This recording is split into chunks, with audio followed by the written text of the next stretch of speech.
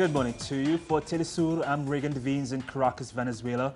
This is From the South. Thank you for being here with us. Our top story this morning takes us to Brazil, where President Dilma Rousseff has received a show of support in what looked like hundreds of thousands of demonstrators who took to the streets and cities across the country. The rallies come after a weekend of anti-government protests by those who want Rousseff removed from power. Weekend protesters argue that the president is to be held accountable for an economy in recession, a high-profile corruption scandal, and harsh austerity. Rousseff has said that right-wing opposition factions have been plotting to destabilize the country, as is occurring in all of Latin American countries with socialist and progressive presidents. We are protesting today to defend democracy in this country. We have seen some people taking to the streets asking for the return to the military dictatorship or who want to remove President Dilma from power. Though she was democratically elected, they want to impeach her without any justification, and for us that is a coup d'etat.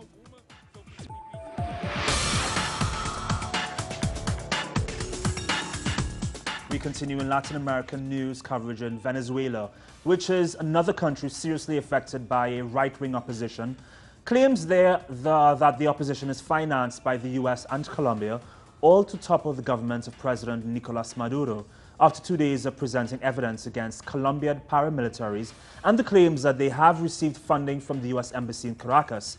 Maduro ordered part of the border with Colombia closed after a cross-border ambush by paramilitaries that left three soldiers, and one civilian injured.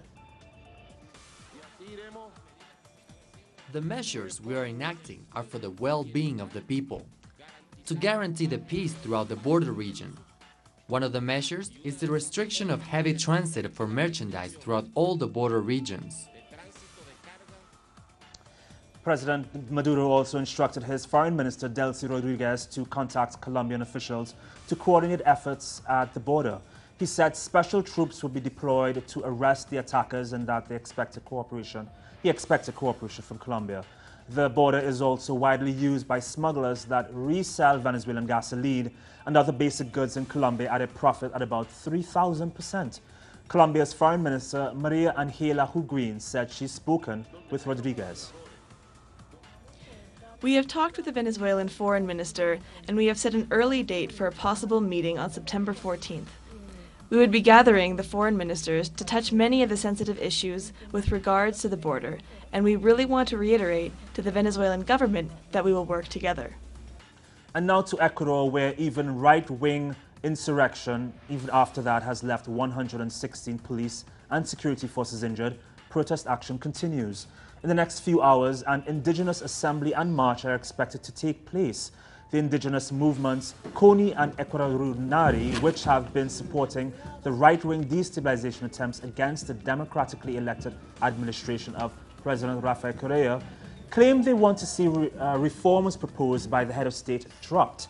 But Correa has called on talks and had suspended the passing of various bills to consult with an opposition that still rejects peaceful dialogue. Argentina is another country which says that the United States and its Western allies are attempting to create division in the region. President Cristina Fernandez has been weighing in on the resignation of Greek Prime Minister Alexis Tsipras, as well as the challenges faced by Brazilian President Dilma Rousseff. She noted that there are stark similarities between Argentina's 2002 financial meltdown and the turmoil in Greece. She condemned the right-wing attacks on the Brazilian president and the attempts to undermine the image of former President Lula da Silva. Fernandez suggested that the opposition is worried that da Silva would become president once more. Because what they're trying to do, and I want to say this clearly, is to frustrate this process of social inclusion and industrial development with reasonable autonomy, which has been happening in countries in South America during these years of national, democratic governments that some call populists. Peru's Congress has unanimously passed legislation that would allow the military to shoot down unauthorized aircraft suspected of smuggling narcotics. They basically reversed a 2001 measure which had banned the downing of drug trafficking airplanes. Peru is facing an increase in the number of flights carrying cocaine out of the country. Both Peru and the United States estimate that most of the country's cocaine is now sent abroad on small planes. Just today, the U.S. State Department has referred to the South American nation as the world's top producer of cocaine.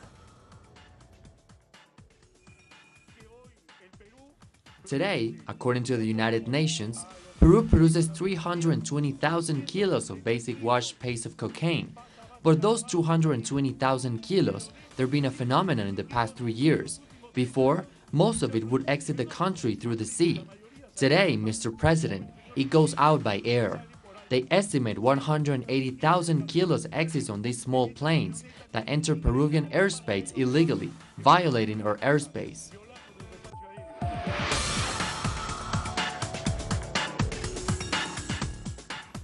Hours after Greek Prime Minister Alexis Tsipras' resignation, the country's president handed conservative opposition leader Vangelis Meimarakis the mandate to form a new government. He said he tried to put together a government with parties from the current parliament to avoid a negative impact from early elections. Meimarakis has 3 days to form a government. After handing his resignation to President Propopis Pavlopoulos, Tsipras urged him to schedule re-elections as soon as possible.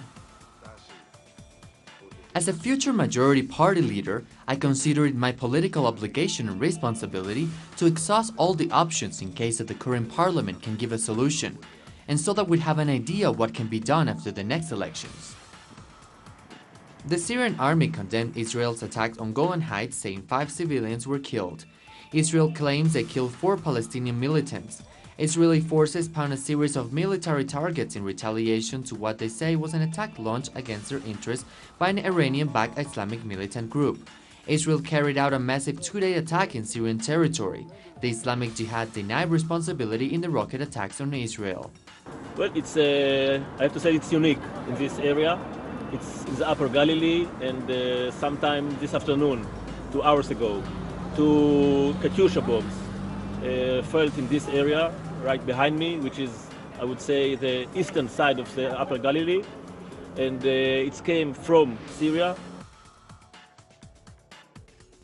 Teams working on plans to close the U.S. military prison at Guantanamo Bay have been visiting detention facilities in the United States to identify sites where war prisoners could be held long-term. The Defense Secretary Ash Carter said he suggests Guantanamo prison should be closed down before President Barack Obama ends his term in office in 2017. Some senior congressional leaders have advised Obama to develop a complete plan for closing Guantanamo. The prison in Cuba houses 116 detainees in the U.S. war against the Al-Qaeda and affiliated groups.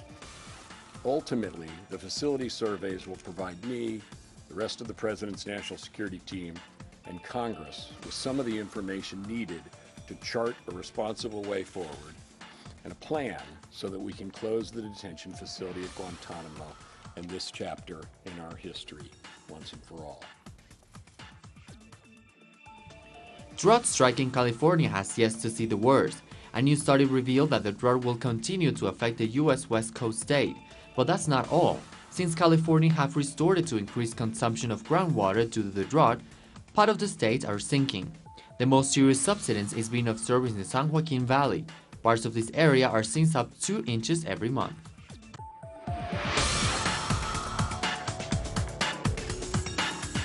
Thanks to our news team in Quito, Ecuador for presenting the world news. State prosecutors raided the headquarters of the Bolivian Football Federation, the FDF, in the provincial city of Cochabamba. The decision to raid the place came after the FDF failed to cooperate fully in a corruption investigation.